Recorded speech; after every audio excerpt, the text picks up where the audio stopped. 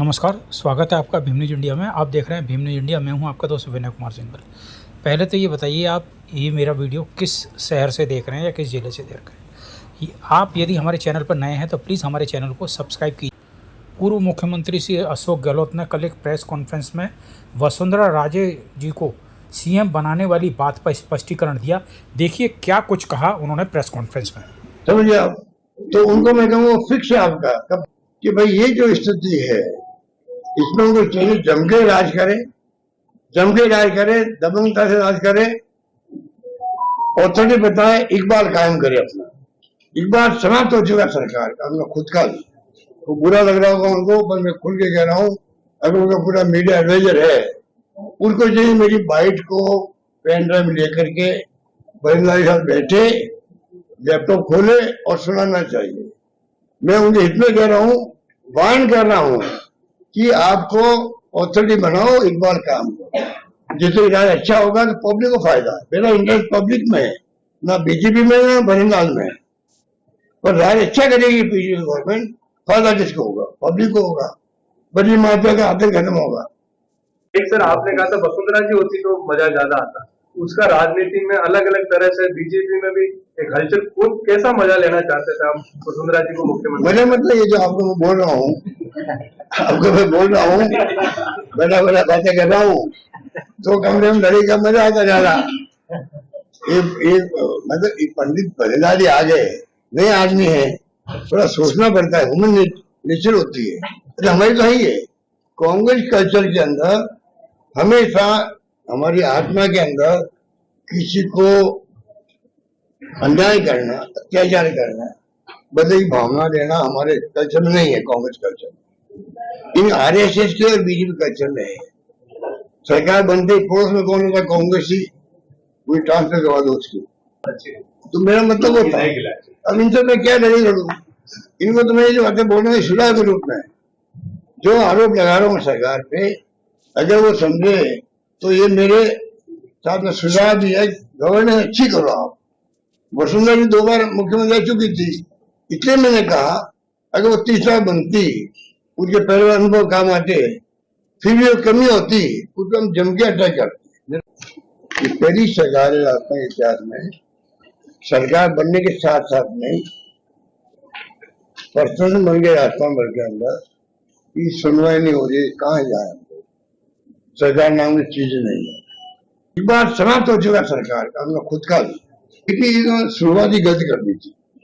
जब ये प्रस्ताव हमारे वक्त में शुरू हुआ था, यूपी गवर्नमेंट जीएसटी का प्रस्ताव जो है वो कांग्रेस की यूपी गवर्नमेंट ने शुरू किया था। एक स्लैब की बात थी। प्रदीप मुखर्जी थे वित्त मंत्री, मैं भी सरकार में था उस वक्त में। तो मैंने मीटिंग होती थी, हमारी बॉम्बे की मीटिंग हुई थी, गुजरात भी आया, मध्य प्रदेश भी आया, सब लोग आए थे। तो एक स्लैब भी आया, लगभग 2 स्लैब आ जाता। इन्होंने क्या किया, 28 भी, 18 भी, 12 भी, 35 भी, और ऐसा कर दिया, आतंक पैदा हो गया। मैं पहले कोई जेल जा रहा है, कोई धमकी दे रहा है, कोई सौदेबाजी हो रही है। वो ना इलेक्ट्रल बॉन्ड में ईडी का नोटिस 50 करोड़ का चेक आया, मतलब वो बॉन्ड आए और नोटिस विड्रॉ हो गया।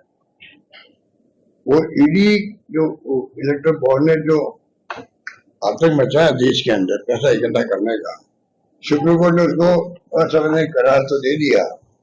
वो पैसा था मतलब पहले वापस वसूल होना चाहिए। चाहे बीजेपी की बात था, कांग्रेस की बात था, या सीपीएम की बात था, कोई पार्टी बात था, वो तमाम पैसा वापस विड्रॉ होना चाहिए। ये होता जीएसटी में खूब घर पे खूब हुआ था। अब इन्होंने जो है फैसला किया है, आज से लागू हो गया है। वसुंधरा जी 2 बार मुख्यमंत्री रह चुकी थी, इसलिए मैंने कहा अगर वो 30 बार बनती, उनके पहले अनुभव काम आते, फिर भी कमी होती, उसको हम जम के अटैक करते। और चोरी के लेके अभियान मेरी बात है, बहुत खतरा है देश के लिए। आप मुझे बताइए कि अगर मान लीजिए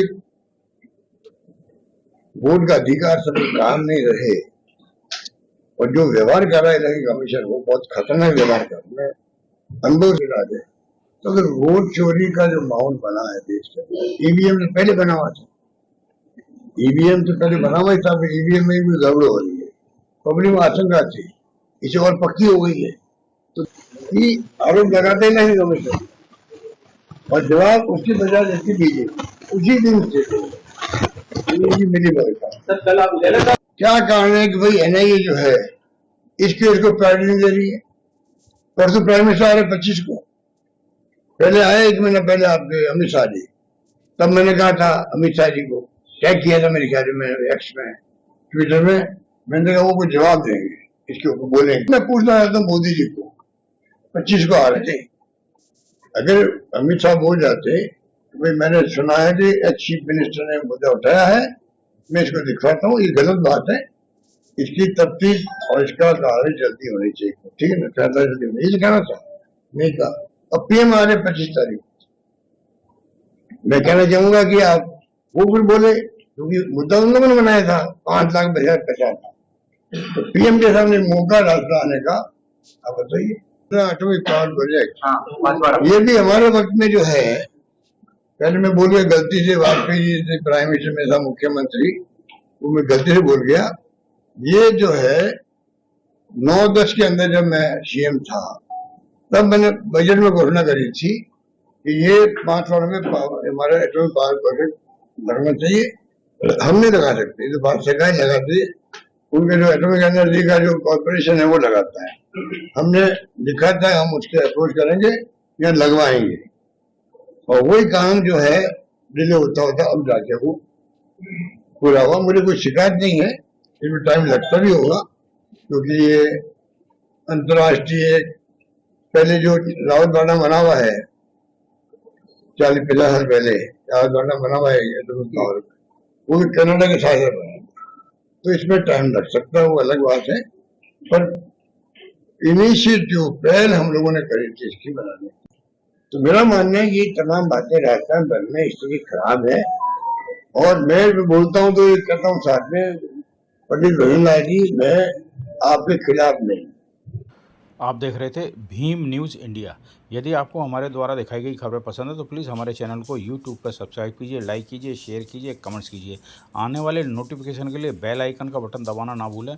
भीम न्यूज़ इंडिया के फेसबुक पेज के साथ आप एक्स यानी ट्विटर और टेलीग्राम पर भी फॉलो कर सकते हैं। बने रहिए हमारे साथ, देखते रहिए भीम न्यूज़ इंडिया। आपका बहुत बहुत धन्यवाद।